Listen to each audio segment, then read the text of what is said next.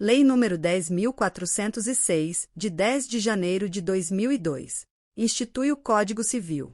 Parte geral. Livro 1. Das pessoas. Título 1. Das pessoas naturais. Capítulo 1. Da personalidade e da capacidade. Artigo 1º. Toda pessoa é capaz de direitos e deveres na ordem civil. Artigo 2º. A personalidade civil da pessoa começa do nascimento com vida, mas a lei põe a salvo, desde a concepção, os direitos do nascituro. Artigo 3º. São absolutamente incapazes de exercer pessoalmente os atos da vida civil os menores de 16 anos. Artigo 4º. São incapazes, relativamente a certos atos ou a maneira de os exercer. Inciso 1. Os maiores de 16 e menores de 18 anos. 2. Os ébrios habituais e os viciados em tóxico. 3. Aqueles que, por causa transitória ou permanente, não puderem exprimir sua vontade. 4. Os pródigos. Parágrafo único. A capacidade dos indígenas será regulada por legislação especial. Artigo 5º. A menoridade cessa aos 18 anos completos, quando a pessoa fica habilitada à prática de todos os atos da vida civil. Parágrafo único. Cessará, para os menores, a incapacidade. Inciso 1. É pela concessão dos pais ou de um deles na falta do outro, mediante instrumento público, independentemente de homologação judicial ou por sentença do juiz, ouvido o tutor, se o menor tiver 16 anos completos. 2. Pelo casamento. 3. Pelo exercício de emprego público efetivo. 4. Pela colação de grau em curso de ensino superior. Inciso 5. Pelo estabelecimento civil ou comercial, ou pela existência de relação de emprego, desde que, em função deles, o menor com 16 anos completos tenha economia própria. Artigo 6º. A existência da pessoa natural termina com a morte. Presume-se esta, quanto aos ausentes, nos casos em que a lei autoriza a abertura de sucessão definitiva. Artigo 7º. Pode ser declarada a morte presumida, sem decretação de ausência. Inciso 1. Se for extremamente provável a morte de quem estava em perigo de vida. 2. Se alguém, desaparecido em campanha ou feito prisioneiro, não for encontrado até 2 anos após o término da guerra. Parágrafo único. A declaração da morte presumida, nesses casos, somente poderá ser requerida depois de esgotadas as buscas e averiguações, devendo a sentença fixar a data provável do falecimento. Artigo 8º. Se 2 ou mais indivíduos falecerem na mesma ocasião, não se podendo averiguar se algum dos comorientes precedeu aos outros, presumir-se-ão simultaneamente mortos. Artigo 9º. Serão registrados em registro público. Inciso 1. Os nascimentos, casamentos e óbitos. 2. A emancipação por outorga dos pais ou por sentença do juiz. 3. A interdição por incapacidade absoluta ou relativa. 4. A sentença declaratória de ausência e de morte presumida. Artigo 10. Far-se-á averbação em registro público. Inciso 1. Das sentenças que decretarem a nulidade ou anulação do casamento, o divórcio, a separação judicial e o restabelecimento da sociedade conjugal. 2. Dos atos judiciais ou extrajudiciais que declararem ou reconhecerem a filiação. Capítulo 2. Dos direitos da personalidade. Artigo 11. Com exceção dos casos previstos em lei, os direitos da personalidade são intransmissíveis e irrenunciáveis, não podendo seu exercício sofrer limitação voluntária. Artigo 12. Pode-se exigir que cesse a ameaça ou a lesão a direito da personalidade e reclamar perdas e danos, sem prejuízo de outras sanções previstas em lei. Parágrafo único. Em se tratando de morto, terá legitimação para requerer a medida prevista neste artigo o cônjuge sobrevivente ou qualquer parente em linha reta, ou colateral até o 4º grau. Artigo 13. Salvo por exigência médica, é defeso o ato de disposição do próprio corpo, quando importar diminuição permanente da integridade física, ou contrariar os bons costumes. Parágrafo único. O ato previsto neste artigo será admitido para fins de transplante, na forma estabelecida em lei especial. Artigo 14. É válida, com objetivo científico ou altruístico, a disposição gratuita do próprio corpo, no todo ou em parte, para depois da morte. Artigo 15. Ninguém pode ser constrangido a submeter-se, com risco de vida, a tratamento médico ou a intervenção cirúrgica. Artigo 16. Toda pessoa tem direito ao nome, nele compreendidos o prenome e o sobrenome. Artigo 17. O nome da pessoa não pode ser empregado por outrem em publicações ou representações que a exponham ao desprezo público, ainda quando não haja intenção difamatória. Artigo 18. Sem autorização, não se pode usar o nome alheio em propaganda comercial. Artigo 19. O pseudônimo adotado para atividades lícitas goza da proteção que se dá ao nome. Artigo 20. Salvo se autorizadas, ou se necessárias à administração da justiça ou à manutenção da ordem pública, a divulgação de escritos, a transmissão da palavra, ou a publicação, a exposição ou a utilização da imagem de uma pessoa poderão ser proibidas, a seu requerimento e sem prejuízo da indenização que couber, se lhe atingirem a honra, a boa fama ou a respeitabilidade, ou se destinarem a fins comerciais. Parágrafo único. Em se tratando de morto ou de ausente, são partes legítimas para requerer essa proteção o cônjuge, os ascendentes ou os descendentes. Artigo 21. A vida privada da pessoa natural é inviolável e o juiz, a requerimento do interessado, adotará as providências necessárias para impedir ou fazer cessar ato contrário a esta norma. Capítulo 3. Da ausência. Seção 1. Da curadoria dos bens do ausente.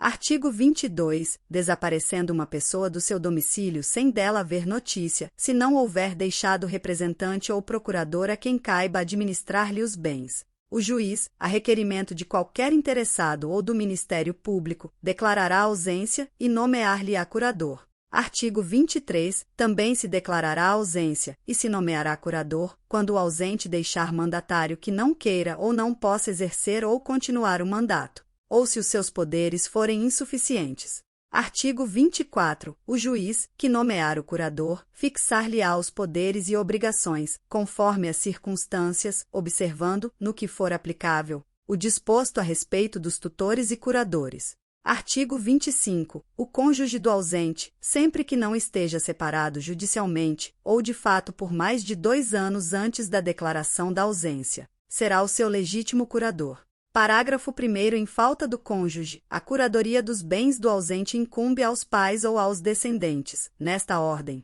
não havendo impedimento que os iniba de exercer o cargo. Segundo, entre os descendentes, os mais próximos precedem os mais remotos. Parágrafo 3º. Na falta das pessoas mencionadas, compete ao juiz a escolha do curador. Seção 2. Da sucessão provisória. Artigo 26. Decorrido 1 ano da arrecadação dos bens do ausente, ou, se ele deixou representante ou procurador, em se passando 3 anos, poderão os interessados requerer que se declare a ausência e se abra provisoriamente a sucessão. Artigo 27. Para o efeito previsto no artigo anterior, somente se consideram interessados. Inciso 1. O cônjuge não separado judicialmente. 2. Os herdeiros presumidos, legítimos ou testamentários. 3. Os que tiverem sobre os bens do ausente direito dependente de sua morte. 4. Os credores de obrigações vencidas e não pagas. Artigo 28. A sentença que determinar a abertura da sucessão provisória só produzirá efeito 180 dias depois de publicada pela imprensa, mas, logo que passe em julgado, proceder-se-á à abertura do testamento, se houver, e ao inventário e partilha dos bens, como se o ausente fosse falecido. Parágrafo 1º. Fim do prazo a que se refere o artigo 26, e não havendo interessados na sucessão provisória, cumpre ao Ministério Público requerê-la ao juízo competente. Segundo, não comparecendo herdeiro ou interessado para requerer o inventário até 30 dias depois de passar em julgado a sentença que mandar abrir a sucessão provisória, proceder-se-á à arrecadação dos bens do ausente pela forma estabelecida nos artigos 1819 a 1823. Artigo 29. Antes da partilha, o juiz, quando julgar conveniente, ordenará a conversão dos bens móveis, sujeitos a deterioração ou a extravio, em imóveis ou em títulos garantidos pela União. Artigo 30. Os herdeiros, para se emitirem na posse dos bens do ausente, darão garantias da restituição deles, mediante penhores ou hipotecas equivalentes aos quinhões respectivos. Parágrafo 1º. Aquele que tiver direito à posse provisória, mas não puder prestar a garantia exigida neste artigo, será excluído, mantendo-se os bens que lhe deviam caber sob a administração do curador ou de outro herdeiro designado pelo juiz e que preste essa garantia. Segundo, os ascendentes, os descendentes e o cônjuge, uma vez provada sua qualidade de herdeiros, poderão, independentemente de garantia, entrar na posse dos bens do ausente. Artigo 31. Os imóveis do ausente só se poderão alienar, não sendo por desapropriação ou hipotecar, quando ordene o juiz, para lhes evitar a ruína. Artigo 32. Empossados nos bens, os sucessores provisórios ficarão representando ativa e passivamente o ausente, de modo que contra eles correrão as ações pendentes e as que de futuro àquele forem movidas.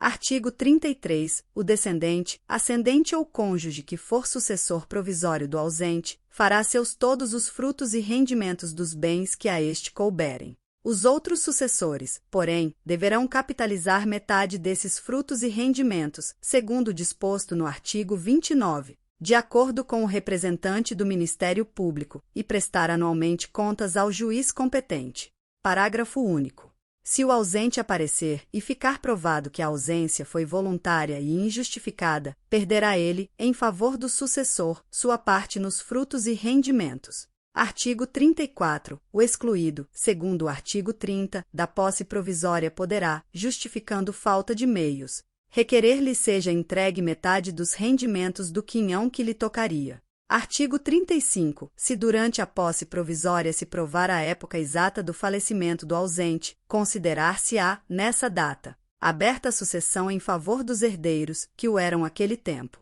Artigo 36. Se o ausente aparecer, ou se lhe provar a existência, depois de estabelecida a posse provisória, cessarão para logo as vantagens dos sucessores nela emitidos, ficando, todavia, obrigados a tomar as medidas assecuratórias precisas, até a entrega dos bens a seu dono. Seção 3. Da sucessão definitiva. Artigo 37. 10 anos depois de passada em julgado a sentença que concede a abertura da sucessão provisória, poderão os interessados requerer a sucessão definitiva e o levantamento das cauções prestadas. Artigo 38. Pode-se requerer a sucessão definitiva, também, provando-se que o ausente conta 80 anos de idade, e que de 5 datam as últimas notícias dele. Artigo 39. Regressando o ausente nos 10 anos seguintes à abertura da sucessão definitiva, ou algum de seus descendentes ou ascendentes, aquele ou estes haverão só os bens existentes no estado em que se acharem, os subrogados em seu lugar,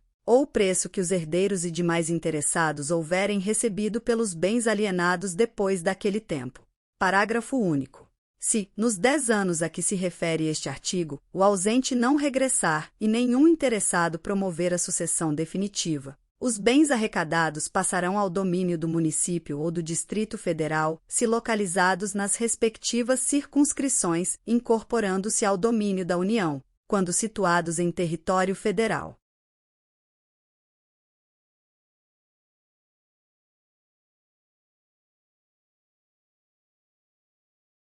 Bem-vinda e bem-vindo à Legislação e Áudio com IA, onde a tecnologia cria som e imagem para democratizar o conhecimento jurídico. Aqui nós e você aperfeiçoamos juntos a tecnologia para produzir conteúdos cada vez mais precisos e acessíveis. Seu papel é vital. Para garantir melhor experiência, contamos com 2 níveis de qualidade. No nível GPT, o conteúdo é refinado pelas tecnologias com a ajuda do GPT. Agora o seu like e críticas da pronúncia e do texto são essenciais. No nível comunidade, seu vídeo foi relançado incorporando o seu desejo e o da comunidade do canal. Agora o seu like e comentários positivos decidirão a prioridade do próximo vídeo desta norma. Estamos prontos para começar, você mostrando as melhorias necessárias e nós criando novos vídeos. Sua participação é o nosso maior incentivo.